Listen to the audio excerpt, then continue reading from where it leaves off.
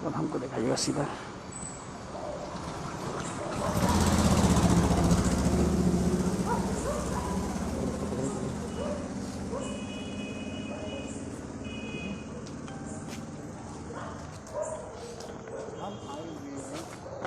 नाजरीन, आप सबका हालात बंगाल में स्वागत है, खैर मकदम है, नमस्कार, आदाब। मैं अशफाक। इस वक्त हम लोग हैं, आप देख सकते हैं, institute of child health, 11 number doctor Biresh Goyal street.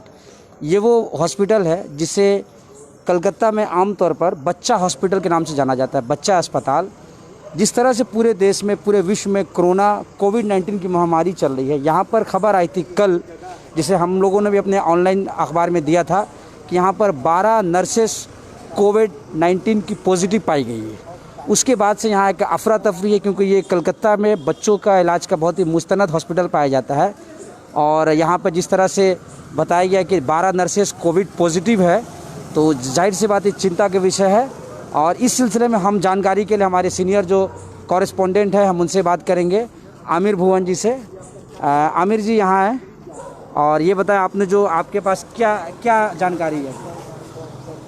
सबसे पहले मैं अपने इस चैनल हालत बंगाल के माध्यम से मैं आसपास के यहाँ के रहने वाले लोगों का शुक्रिया अदा करता हूँ कि जैसे ही उन्हें ये पता चला कि इंस्टीट्यूट ऑफ चाइल्ड हेल्थ, जो कि बच्चों का कलकत्ता में सर्वश्रेष्ठ अस्पताल माना जाता है, यहाँ जी चाइल्ड स्पेशलिस्ट, और यहाँ सिर्फ कलकत्ते नहीं बल्कि मगरी बंगाल और दूसरे राज्य के भी बच्चे जो सीरियस कंडीशन में आते यहाँ उनके इलाज किए जाते हैं।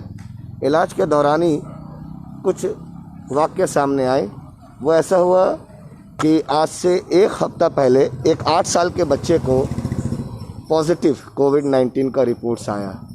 उसके देखभाल में जो नर्सेस और वार्ड बॉयज़ जो लगे हुए थे, परसों शाम की ये बात है कि 12 नर्सेस और एक वार्ड बॉय की तबीयत बिगड़ने लगी। और जब उनका टेस्ट किया गया तो पता चला कि वो उस बच्चे के इलाज में जो लोग लगे हुए थे, उसकी वजह से उनका वायरस उनके जिस्म में फैल गया, अफेक्टेड हो गया, और 12 नर्सेस और एक वार्ड बॉय संक्रमित हो गए। उसके बाद ही 13 लोग, टोटल 13 लोग। उसके बाद ही जो है प्रशासन ने अपनी कार्रवाई शुरू की और उन 13 लोगों को उनके आइसोलेशन सेंटर में रखा गया। अभी आपके पास क्या जानकारी, जो नर्स और एक वार्ड बॉय 13 लोग हैं यहाँ पर जो एडमिट है, जो कोविड के पॉजिटिव जो पेशेंट्स बन गए, इन लोग where are they right now? देखिए, इन लोगों को जो है वो राजरहाट इंस्टीट्यूट कैंसर जो आइसोलेशन सेंटर है, अच्छा, वहाँ रखा गया। वहाँ जी वहाँ उनकी इलाज चल रही है, वो आइसोलेशन में है, और उम्मीद करते हैं कि वो फ्रंट लाइन वॉरियर है हमारे देश के अभी मौजूदा हालात में, और उनके बेहतरी के लिए। ये बताएं कि अभी जो बच्चे यहाँ पर है, those who are right now, इस जो बच्चे यहाँ पर पेशेंट एज ए पेशेंट यहाँ पर, उन बच्चों का क्या? कल तक यहाँ पर 37 बच्चे थे, 37, लेकिन उसमें से 30 बच्चों को जो ठीक होने के कगार में थे, छोटे मोटे बीमारियों को लेकर, उन्हें आज ओरल सब्जेक्ट के तहत उन्हें आज डिस्चार्ज कर दिया गया है। और 7 बच्चे अभी भी हैं वेंटिलेशन में थे। जो बच्चे वेंटिलेशन में थे, 7 बच्चे हैं वो, जिनकी हालत थोड़ी नाजुक बताई जा रही है। वो अभी भी यहाँ के निक्कू वार्ड में एडमिट है, और उनके घर वाले भी अंदर में है उनके साथ में। ये बताया कि कोरोना का जब से संक्रमण इस हॉस्पिटल में आया है, यहाँ कुछ सैनिटाइज वगैरह सफाई का कुछ काम हुआ है? कल सुबह से इस हॉस्पिटल में सरकारी तौर पे और यहाँ की जो संस्था है, जो कमेटी है, दोनों ही तौर पे कल से सैनिटाइजन का काम चल रहा है। आज पूरे अस्पताल को खाली कर दिया गया, और जो बच्चे डिस्चार्ज हो गए, उसके अलावा जो बच्चे बचे थे, उन्हें NICU वार्ड में देकर पूरे अस्पताल को 2-3 बार आज सैनिटाइज किया गया, और ये प्रक्रिया तकरीबन 1 हफ्ता तक चलेगी यहाँ पे। इसके अलावा ये तो child institute of child health की बात है। What are the news from other hospital? We have heard that कि बहुत सारे हॉस्पिटल में डॉक्टर्स भी इफेक्टेड हो रहे हैं, जो मेडिकल स्टाफ्स है, उनके बारे में कुछ जानकारी है आपके पास? जी, हमारे कलकत्ता सिटी के एक बहुत ही मशहूर अस्पताल है पियरलेस से खबर ये आई थी परसों शाम में कि वहाँ 10 डॉक्टरों को पॉजिटिव कोविड-19 पाया गया, जिसके वजह से पियरलेस ने कल अस्पताल को बंद कर दिया है और पूरे अस्पताल को सैनिटाइज किया जा रहा है। वहाँ जो पेशेंट भर्ती थे, दाखिल थे, उन्हें दूसरों अस्पतालों में ट्रांसफ़र किया गया है। ये बताएं आमिर साहब, as of now what is the corona whole news you have? देखिए, अभी तक जो सूत्रों के हिसाब से जो खबरें आई हैं पूरे विश्व का, मैं पहले बता दूं कि पूरे विश्व का शाम 7 बजे तक जो आंकड़ा था वो ये था कि 37,56,264 लोग इस कोरोना अफेक्टेड संक्रमित पाए गए, जिसमें से 2,59,436 लोगों की मृत्यु हुई है। लेकिन जब भी मैं कोई आंकड़ा बता रहा होता हूँ उसी वक्त वो आंकड़ा बदल जाता है, ये आपको जहन में रखना होगा, क्योंकि हर मिनट हर सेकंड में और इंडिया में क्या है इसका? जी, हमारे मुल्क में जो अभी हालात है वो तकरीबन जो सूत्रों के हिसाब से जो खबरें आई हैं वो ये है कि 52,339 लोग अब तक संक्रमित हुए हैं, जिसमें से 14,911 रिकवर किए हैं, 35,656 लोग अभी भी एक्टिव केस हैं और मरने वालों की संख्या 1,768 हो चुकी है। जबकि हमारे राज्य में वेस्ट बंगाल में आज भी नए 112 फ्रेश केस आए हैं और मरने वालों की तादाद 148 हो गई है।